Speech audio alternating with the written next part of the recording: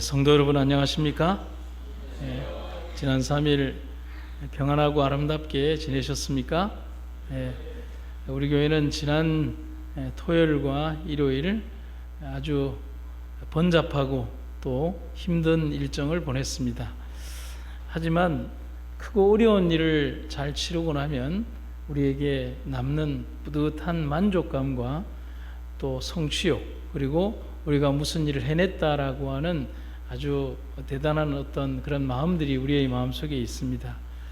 서양의 말처럼, 격언처럼 구르는 돌에는 이끼가 끼지 않는다는 그런 말이 있죠.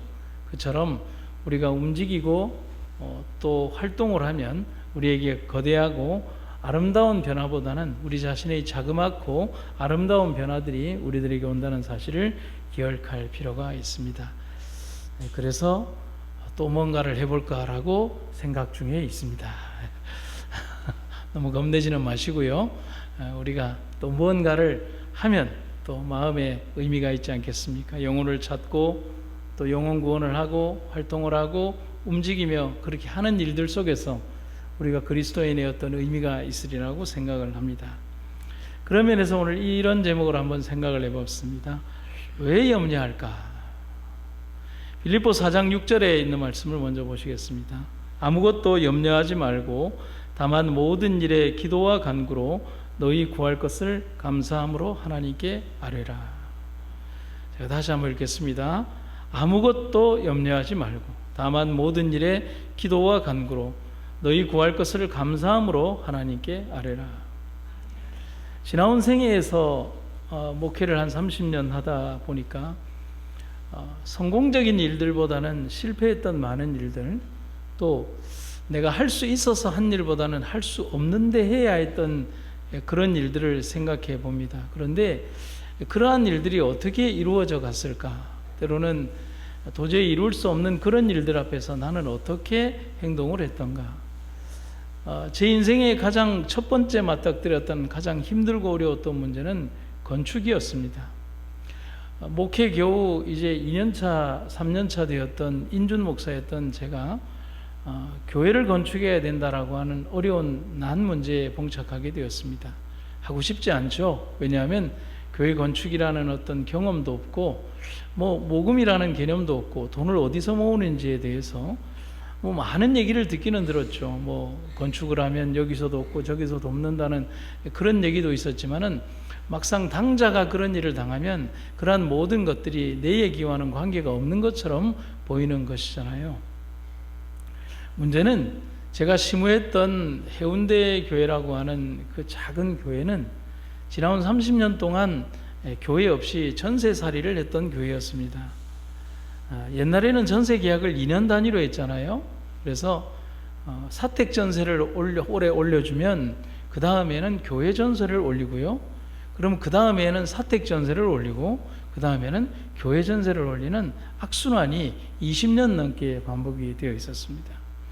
그런 상황에서 더 이상 교회가 갈 데가 없고 할 수 없는 형편에서 교회를 건축해야 된다는 일들 앞에 아무 경험도 없는 목사가 할 수 있는 것은 없었죠. 헌금을 했습니다. 모인 돈이 얼마였냐면 3천만 원인데, 그런데 저희가 사야 될 건물은 3억이었습니다. 그때 당시에 30년 전 3억은 대단히 큰 돈이죠. 어떻게 할까? 그냥 아무것도 모르는 저를 데리고 집사님께서 모금을 하러 다니셨습니다. 여기도 가고 저기도 가고 어떤 때는 의사를 만나러 가기도 하고, 물론 교인 의사죠. 그런데 어떤 분들은 작은 봉투라도 주시고 어떤 분은 좀 꽤 큰 봉투도 주셨지만은 어떤 때는 봉투를 집어 던지시면서 혹은 좀 불편하게 주시면서 제 뒤통수에다 대고 별 이상한 사람이 와서 이제는 돈을 달라 한다는 그런 말도 들으면서 그런 거 상관없죠. 돈만 받으면 되니까. 그렇게 해서 자존심 따위는 다 필요 없는 거 아니겠습니까?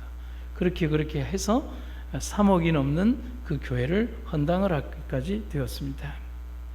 그러면서 지나온 30년을 되돌이켜 보면 내 생애에서 내가 할 수 있었던 일들에 대해서는 고민하거나 걱정하지 않지만은 내가 할 수 없는 일들 앞에 좌절하게 만드시는 분이 하나님이 아니라는 사실을 저는 배우게 되는 겁니다. 제 인생만 그럴까요? 여러분의 인생도 마찬가지 아닙니까? 오늘의 이 교회가 그런 모습을 보여주고 있고, 여러분의 삶이, 또 여러분들이 키워냈던 여러분의 자녀들이, 여러분들의 인생이 그것을 보여주고 있습니다. 그래서 조지 뮬러라고 하는 영국의 저명한 설교가이자 사회사학가는 이런 얘기를 합니다. 염려의 시작은 믿음의 끝이고 믿음의 시작은 염려의 끝이다. 참 대단한 말을 하고 있습니다. 조지 뮬러는 5만 명이 넘는 아이들을 길러낸 위대한 사회사학가입니다. 또 그의 기도는 5만 번이 넘는 기도의 응답을 받았던 사람이기도 하죠. 믿음과 절대 친해질 수 없는 단어가 있는데 염려입니다. 염려라는 말 속에는 딱 들어있는 함축된 단어가 뭐냐면 불신, 불만, 현실에 대한 불안, 이 세 가지가 이 바로 염려 속에 다 들어있다는 사실이죠. 근데 이게 어떻게 믿음과 조화가 될 수가 있겠습니까? 우리의 믿음과 그 선택에서 염려는 작은 틈새로 들어오는 불편한 빛처럼, 작은 틈새로 들어오는 빗물처럼 우리가 가진 믿음을 아주 작고 미미한 부분에서부터 무력화시키는 힘이 있다는 사실입니다. 처음에는 염려가 계획과 검토 혹은 치밀한 조심처럼 보일 수도 있지만, 대부분의 염려는 그런 단어 속에 자신의 진짜 모습을 감춘 채 우리 마음속에 불신과 두려움이라는 씨앗을 조용히 뿌리는 겁니다. 우리가 염려를 쫓아버릴 수 있는 길은 하나님을 온전히 신뢰하는 것밖에 없습니다. 거꾸로 말하자면 하나님을 온전히 신뢰하지 않을 때 염려하게 된다는 말입니다. 그러므로 내가 너희에게 이르노니 목숨을 위하여 무엇을 먹을까, 무엇을 마실까, 몸을 위하여 무엇을 입을까 염려하지 말라. 목숨이 음식보다 중하지 아니하며 몸이 의복보다 중하지 아니하냐.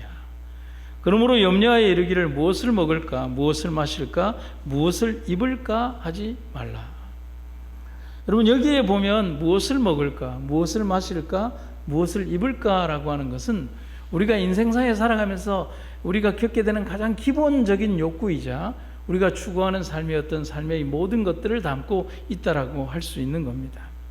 근데 여기 보면 염려하지 말라는 이 말을 헬라어 원어에서 찾으면 염려를 멈추라, 스탑 하라는 겁니다. 참 의미가 남다르죠. 염려를 이제 그만둬. 그리고 31절은 그래서 어떤 의미냐면 염려를 이제는 아예 시작도 하지 말라는 겁니다. 그러니까 염려가 우리 삶에 아예 끼어들지 못하도록 그렇게 살라는 겁니다. 그러므로 예수님은 우리에게 이렇게 말씀하시기 있는 것입니다. 여기에 있는 헬라어 원어의 의미대로 한번 번역을 하면, 염려하고 있다면 염려를 당장 뭐하라? 멈춰라. 아직 염려하고 있지 않다면 염려를 아예 시작하지도 말라. 아멘입니까? 오늘 설교 그만입니다. 다 끝났어요. 제가 들려드리고 싶은 주제가 다 있는 거예요. 다시 한번 읽어드릴까요? 염려하고 있다면 염려를 멈춰라. 아직 염려가 시작되지 않았다면 아예 시작하지도 마라. 아멘입니까? 그대 자신을 예수님의 손에 의탁해라. 염려하지 말아라. 하나님께서 은혜를 베푸실 것을 잊어버리고 계신 것처럼 생각하지 말아라. 예수님께서는 살아계시며 너를 떠나지 않으실 것이다. 주님께서 너의 참모와 후원자가 되시며 너의 전위와 후위가 되시기를 기원한다. 이 모습은 흡사 이스라엘 백성들이 행진을 할 때 그들의 앞과 뒤에 하나님의 거대한 구름 기둥과 불 기둥이 있어서 그들을 보유하시는 장면을 연상해 보면 되는 거예요. 여러분, 행군하는 백성들에게 있어서는 가장 전투적인 면에 있어서 취약한 것을 보이게 됩니다. 왜냐하면 사방팔방에서 적들이 나타나게 되면 막을 수가 없잖아요. 그런데 하나님께서 앞에 계시고 하나님께서 뒤에 계시다면 그들은 완벽하게 호위받을 수 있다는 사실인 겁니다. 다니엘이 만약에 뜻을 세우지 않고 염려했다면 다니엘의 역사는 절대로 기록되지 않았을 것입니다. 다니엘의 친구들이 걱정하고 염려했다면 두라 평지에서 절대로 죽음을 불사하는 행동을 하지 않았을 것입니다. 우리 내면 속에 하나님이 계시다면 우리도 역시 다니엘과 다니엘의 친구들이 했던 그 행동을 우리가 살아가는 삶의 두라평지에서 우리에게 똑같은 도전이 왔을 때도 우리는 고민 없이 하나님을 선택하게 될 겁니다. 그러나 우리가 염려 속에 있다면 우리는 절대로 그들과 똑같은 선택을 할 수가 없다는 겁니다. 그래서 염려에 사로잡힐 때 두려움은 커질 수밖에 없습니다. 그런데 염려가 사라질 때 이 믿음은 커지게 되는 것입니다. 그렇게 커진 두려움은 믿음을 단번에 제압하는 골리앗 같은 힘을 가지게 되는 겁니다. 그래서 염려는 믿음의 가장 큰 적이 된다는 겁니다. 그래서 우리가 각시대의 대쟁투 155페이지에 보면 의회 앞에 선 루터의 이야기가 기록이 되어 있는데 여기에서 루터가 어떤 마음으로 나아가는지를 한번 보시기를 바랍니다. 이처럼 유력하고 유명한 의회 앞에 서게 되자 비천한 계보의 출신인 개혁자는 두려워하고 당황하는 듯이 보였다. 몇 사람의 영주들은 그의 태도를 보고 가까이 와서 몸은 죽여도 영혼은 능히 죽이지 못하는 자들을 두려워하지 말라고 속삭였다.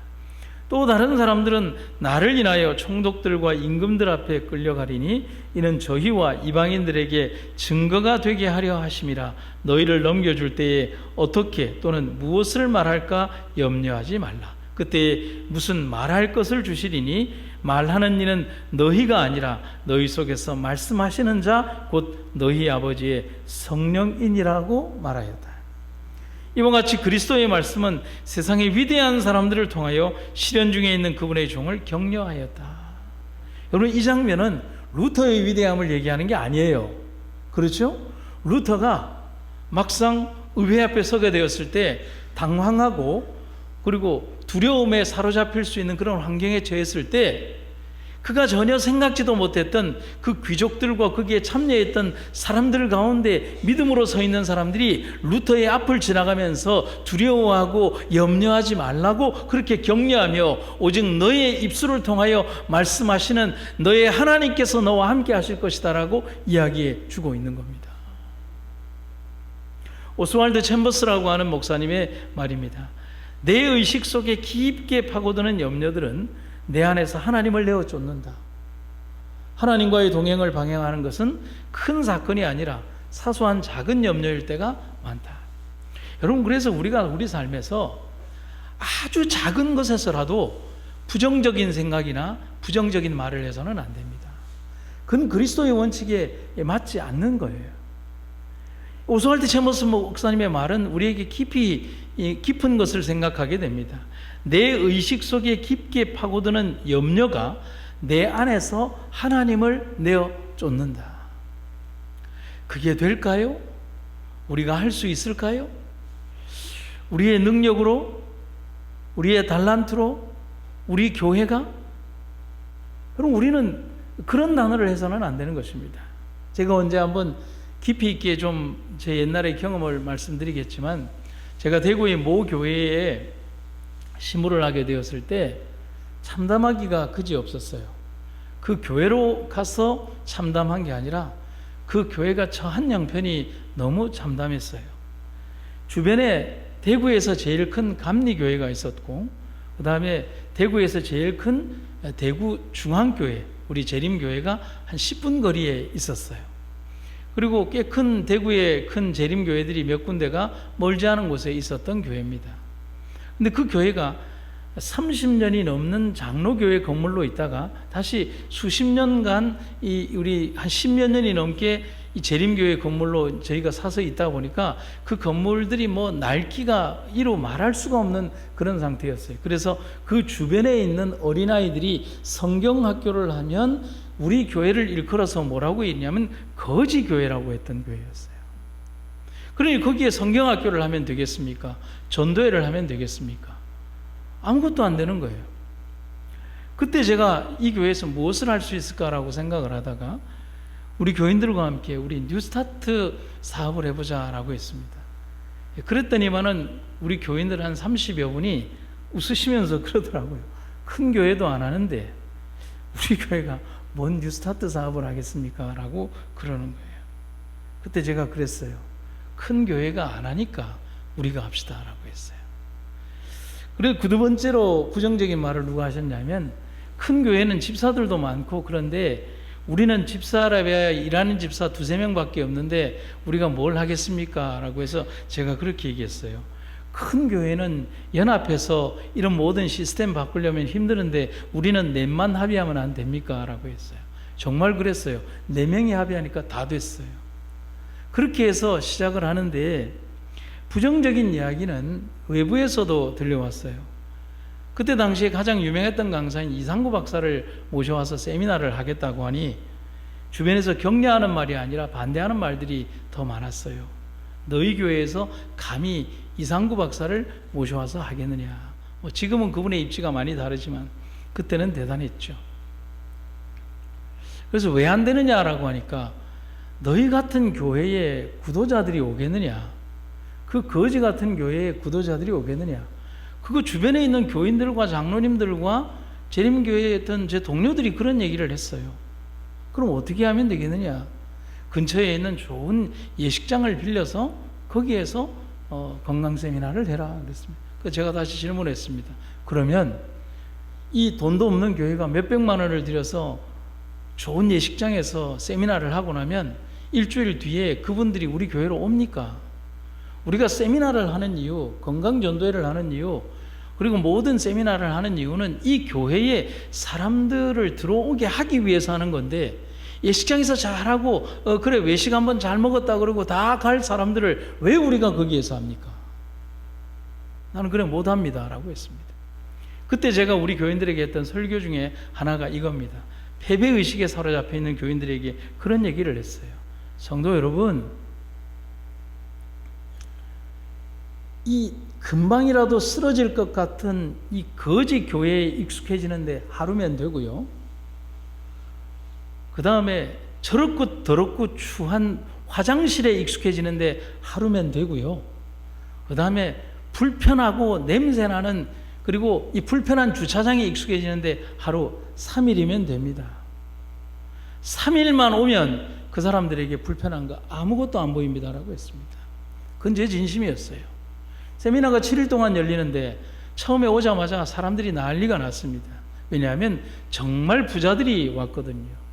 여러분들이 알만한 모든 대한민국의 가장 고급 차들은 다 왔어요. 그 좁은 이 주차장에 말이죠. 그 사람들이 와서 코로 냄새를 맡고 찡그린 얼굴로 세미나에 참여합니다. 그러나 세미나에 참여하면 그들이 건강기회를 듣고 좋아했습니다. 하루 지났죠? 그 다음에 그들이 화장실도 안 갔어요. 왜냐하면 냄새나는 그 바깥 화장실에 그들이 갈 리가 없잖아요. 이틀이 지났고 3번째 날이 지났어요. 4번째 날부터는 마음껏 화장실에도 가고 그 예배당에 더러운 마룻바닥은 생각지도 않고 거기에 들어와서 노래하고 찬양하고 그리고 건강 음식을 함께 나누고 박수를 치고 눈물을 흘리고 그렇게 되었어요. 3일의 적응이 있은 이후에 3일 뒤에부터는 다시 3일 기간 동안은 그들에게 그곳은 집과 같은 곳이 되었고, 그 이후로부터 거기에 참여했던 사람들이 1년 내내, 아니 저희가 지내는 6년 동안 빠지지 않고 그 교회를 출석했습니다. 왜 우리는 인간적인 생각을 먼저 할까요? 홍해를 가르신 하나님 앞에서 왜 홍해 걱정을 할까요? 만나를 내리신 하나님 앞에서 왜 먹을 걸 걱정을 할까요? 우리의 옷이 떨어지지 않는다라고 했는데 왜 우리는 우리의 옷들을 걱정을 할까요? 광야에서 거대한 커튼을 치고 이 해를 가리고 거대한 이 불기둥으로 이 찬바람을 막아서 우리들에게 따뜻한 보일러를 제공하신 하나님 앞에서 왜 우리는 계속 끝없이 걱정을 할까요? 우리의 생애와 삶에서 가장 극복해야 되는 것은 외부의 적이 아니라 우리의 내면 속에 있는 바로 그러한 염려와 걱정들, 바로 내부의 나 자신의 마음이라는 사실이라는 것입니다. 누가 안 따라줘도 돼요. 여러분, 어떤 분은 그런 얘기를 합니다. 나는 열심히 하는데 다른 사람들이 안 하잖아요. 혼자 하면 되잖아요. 여러분, 지나온 생애 속에서 목회를 하면서 참 많은 일들이 있었지만 누군가에게 불평하지 않는 것만큼 가장 중요한 것도 없다는 사실을 배웠습니다. 여러분, 100명의 성도가 있어도 그 안에서 일할 수 있는 사람은 5명이 안 될 수 있어요. 그걸 불평할 필요는 없어요. 내가 그 5명 속에 있다면 그것으로 감사한 거 아닙니까? 내가 가장 건강하다는 사실. 여러분, 염려를 걱정과 관심으로 포장해서는 안 됩니다. 그것과 염려는 달라요. 걱정하고 또 생각하며 아껴주는 것과 부정적인 생각에 빠지는 것을 혼돈해서는 안 되는 겁니다. 많은 사람들이 그렇게 자신의 부정적인 생각을 잘 포장해서 말합니다. 잘못된 거죠. 조금이라도 그런 마음을 갖지 말아야 합니다. 그래서 러시아의 대문호 톨스토이는 이런 이야기를 합니다. 마음이 괴로운 상태에 있을 때에는 신을 제외하고는 아무에게도 그것을 말하거나 하소연해서는 안 된다. 침묵을 지키고 꾹 참아내는 것이 필요하다. 그렇지 않으면 고뇌는 다른 사람에게로 옮겨가서 그 사람을 괴롭힐 것이다. 그리고 당신 자신 속에서 그 고뇌는 다 타버리고 말 것이다. 여러분, 우리가 살아가면서 여러분 삶의 고난과 어려움, 또 때로는 우리가 어려운 일들을 당하고 내가 고뇌하게 될 때 인간을 찾아가지 마시길 바랍니다. 우리의 삶에 있어서 가장 먼저 찾아가야 되실 분은 예수님밖에 없는 거예요. 그 어떤 인간도 우리의 고뇌에 대하여 해결해 줄 수 없다는 사실. 내가 아무리 인간 누군가에게 말을 한다 해도 그 사람이 감정적인 동조를 할 수는 있지만 내 문제에 대해서 어떤 해결도 해줄 수 없다는 사실을 왜 우리는 모르고 살아가는 것입니까? 지나온 생애에서 저 역시도 살아오면서 많은 상처가 있습니다. 솔직하게 얘기를 하면. 그 상처 중에 하나는 사람 때문에 오는 상처가 너무 많았어요. 그 사람을 너무 믿고 의지했는데, 그리고 그 사람만큼은 내 마음을 알아주리라 생각했는데, 그 사람과는 평생을 함께 이야기하는 중마고우가 될 수 있다고 생각했는데 그게 아니더라고요. 내 생각과 내 마음이 다르다는 사실을 30년의 세월을 지나면서 알게 된 겁니다. 그래서 요즘은 어려운 일이 있으면 침묵합니다. 아무리 나에 대해서 어떤 비난을 퍼부어도 침묵합니다. 그리고 하나님과만 얘기합니다.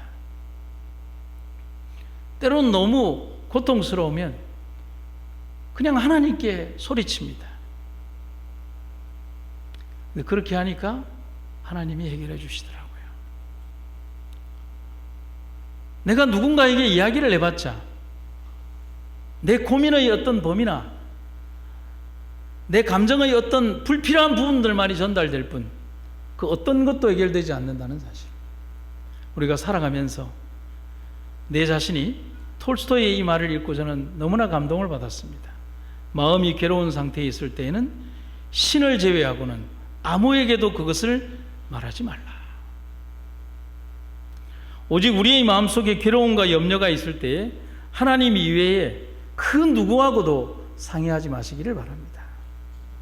오직 하나님만이 그 문제를 해결해 주실 수 있기 때문입니다. 그래서 하나님이 우리에게 이렇게 말씀하십니다. 여러분의 온갖 근심 걱정을 송두리째 하나님께 맡기십시오. 하나님께서는 언제나 여러분들을 돌보십니다. 근심과 염려를 남겨두지 말라는 겁니다. 그건 하나님의 것이라고 말합니다. 내가 가지고 있다고 해서 해결되는 것이 아닙니다. 하나님을 부정적으로만 보게 만듭니다. 그래서 오스왈드 챔버스 목사님은 다시 이렇게 얘기를 합니다. 염려가 있다는 것은 내 뜻대로 할 수 없는 뭔가가 있다는 뜻이기 때문이다.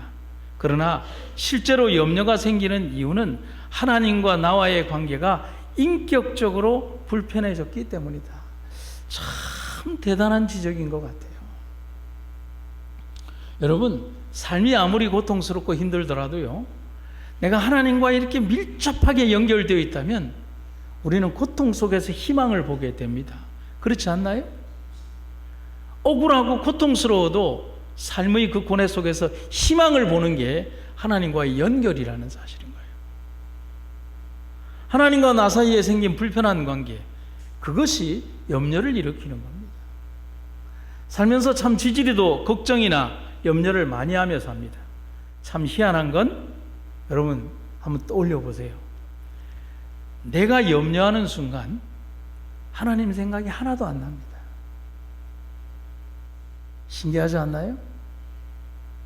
그런데 하나님을 떠올리면 참 신기하게도 근심이 사라지거나, 다르게 표현하면 근심이 가벼워져서 내가 질 수 있을 만큼 돼요. 제 표현이 맞나요? 그렇다는 거예요. 그러니까 우리 근심하지 맙시다. 모든 것을 맡기고 하나님을 믿으며 살아가는 여러분과 제가 되기를 간절히 바랍니다. 저희 교단의 교회는 아닌데 경북 대구의 근교에 지산교회라는 한 장로교회가 아주 오래전에 있었습니다.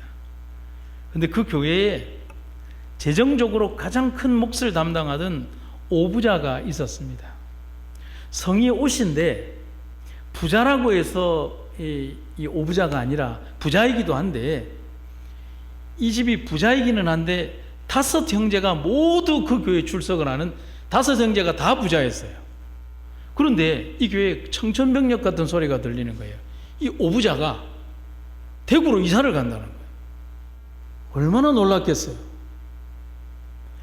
그 오부자가 사업관계상 지산을 떠나 대구로 이사하게 되면서 그 오부자가 한꺼번에 이사를 하게 되자 지산교회 재직들은 적지 않게 당황하게 되었습니다.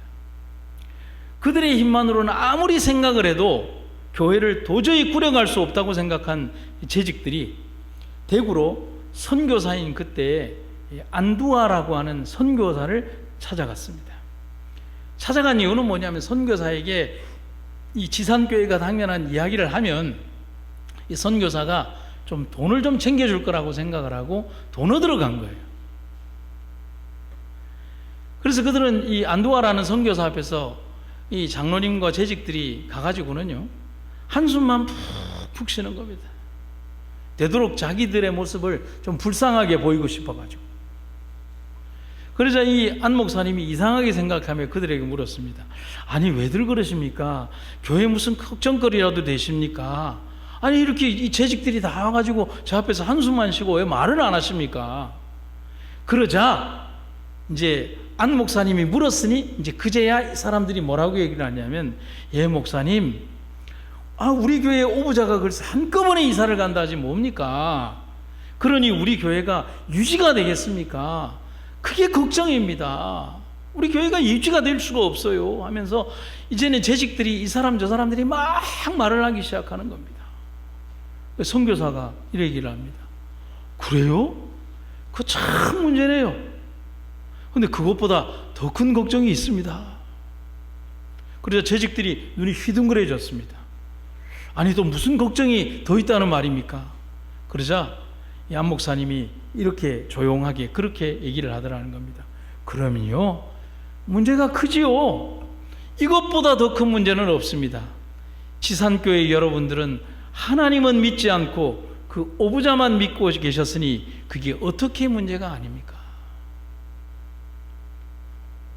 여러분, 오늘 우리의 모습을 말하고 있는지도 모릅니다.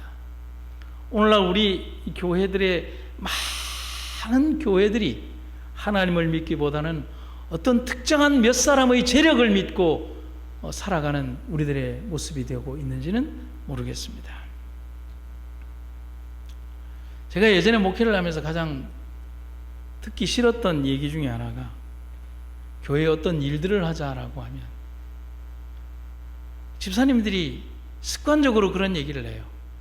우리 교회에 돈 많은 장로님이 좀 왔으면 좋겠어요. 그 장로님이 와서 돈을 좀 많이 헌금회를 했으면 좋겠어요 라고 하는 거예요.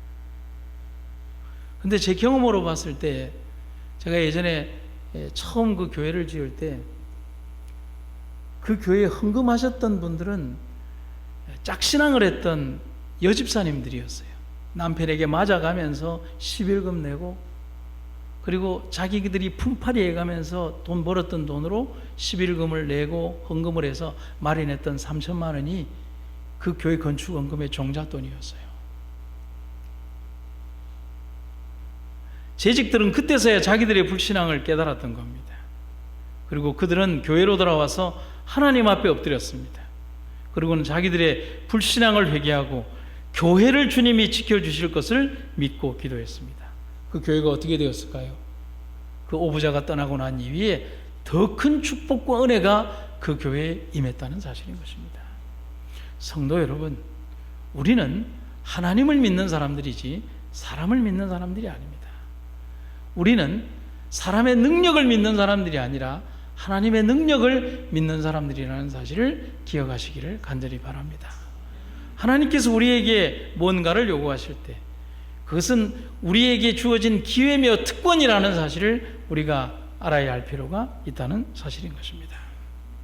사람들이 기도할 때는 물론이와 저희가 날마다 저희의 일을 하러 나갈 때나 밤에 자리에 누울 때나 아침에 일어날 때나 부자가 저희의 화려한 집에서 잔치를 먹을 때나 가난한 사람이 자기 자녀들을 변변치 못한 식상에 불러 앉혔을 때나 하늘 아버지께서는 이 모든 것들을 낱낱이 돌보신다. 우리의 흘리는 눈물 중에 하나님께서 주목하시지 않으시는 것은 하나도 없다. 또 우리의 웃는 웃음 가운데 그가 보시지 않는 것은 하나도 없다. 만일 우리가 이 사실을 완전히 믿었다고 하면 모든 쓸데없는 염려는 없어졌을 것이다. 그리고 우리의 생애는 지금처럼 실망으로 가득 차지 않게 되었을 것이니 이는 많은 염려로 인하여 괴로워하시지도 않고 그 염려의 무게에 눌리시지도 않으시는 하나님의 손에 작은 일이나 큰 일이나 모든 것을 다 맡긴 까닭이다. 그리고 우리는 많은 사람이 맛보지 못한 심령의 안식을 누렸을 것이다. 성도 여러분, 오늘 우리에게 주님이 있다는 것, 우리의 마음속에 믿음이 있다는 것은 우리에게 가장 큰 기회와 믿음의 동기부여가 된다는 사실을 여러분과 제가 잊지 마시기를 간절히 바랍니다. 지나온 생애 속에서 여러분들 얼마나 많은 은혜가 있었습니까? 여러분들의 삶에 가장 힘들고 어려웠던 그 순간에 누가 계셨습니까?